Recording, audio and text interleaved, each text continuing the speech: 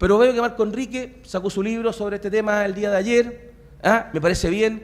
Hablo con gente que vota, si quieren, del otro lado del hemiciclo en el Senado y tiene una mirada liberal de que este tema hay que abordarlo. Esto partió, créame, con los más liberales economistas. Yo creo que, Ron Rolf Rudess, creo que en Chicago esto es viejo, este cuento. Otra cosa que políticamente es invendible, tal vez, dada la situación. Pero cuando yo veo que hasta Estados Unidos está dispuesto a que este tema tenga una pequeña inflexión en la discusión en América Latina, es que creo que tenemos la posibilidad de andar por buen camino. Se me quedó el tema de seguridad, solamente una cosa corta.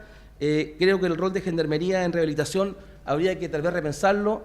¿En qué sentido? Gendarmería en general uno lo ve como que está para cuidar a los presos, para que no se escapen, para que no queden problemas en las cárceles.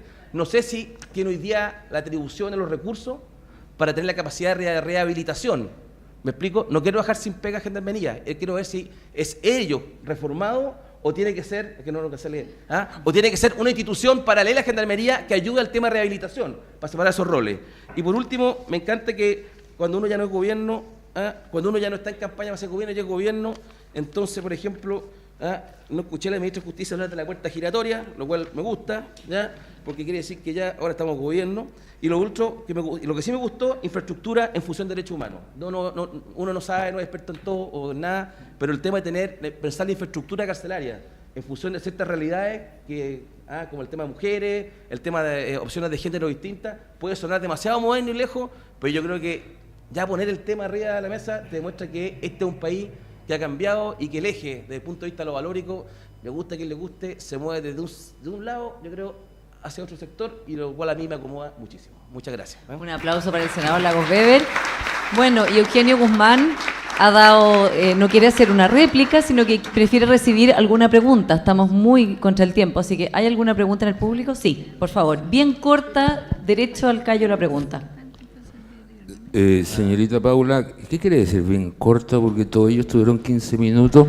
Sí, pero son los panelistas los que tuvieron 15 minutos. Sí. Ahí está el punto, exactamente.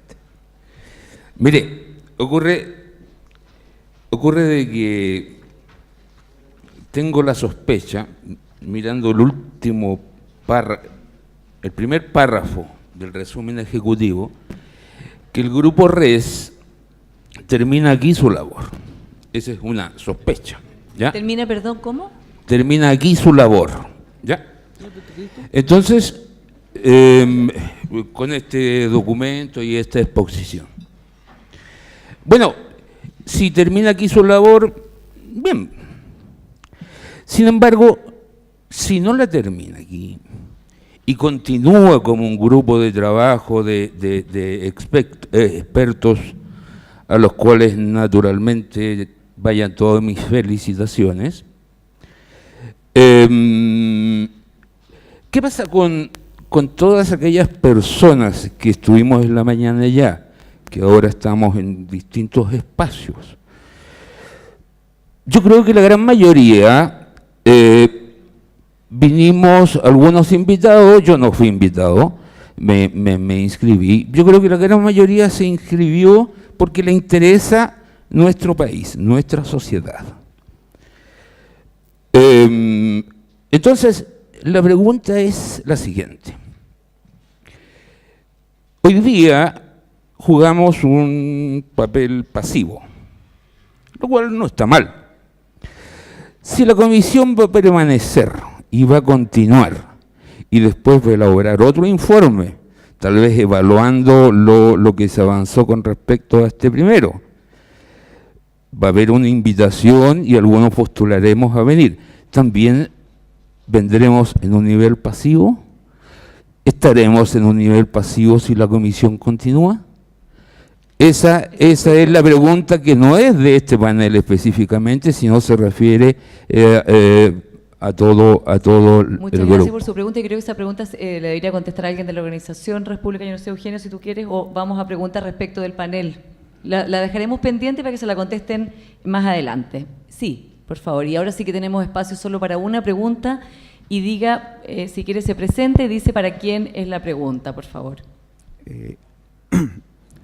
No, más que una pregunta, es un comentario. Mi nombre es René Jofré, soy psicólogo, vicepresidente nacional del PPD y fui jefe de la División de Seguridad Pública del Ministerio del Interior en el Gobierno del Lago. Mira, yo creo que también hay un gran silencio a propósito, siguiendo el lenguaje de los que hablaron adentro, en materia de seguridad, que es que en Chile se está instalando un fenómeno, especialmente en los sectores más pobres, a propósito del tema bajo de Mena y otros, que es la violencia. La violencia en determinados barrios críticos, barrios desorganizados, quietos, urbanos, depende de la conceptualización que se quiere hacer. Sobre eso el documento no dice nada mucho. Efectivamente, la encuesta nacional urbana de seguridad ciudadana es internacionalmente el método más adecuado para medir victimización. Sin embargo, si uno se va a ese instrumento, incluso mirándolo por comuna, donde la muestra es precaria, digamos que es más pequeñita, uno no puede mirar los problemas de violencia que hay hoy día, por ejemplo, en la zona sur de Santiago. Y por lo tanto, a nivel metodológico, a nivel de estadísticas criminales, ahí hay un problema. Porque nosotros, si medimos victimización en la legua, por ejemplo, la victimización en la legua es de alrededor de 15%, medida por paz ciudadana. Eso sería la mitad de la victimización de Santiago, o sea, de la región metropolitana en la misma época, que fue de 31%.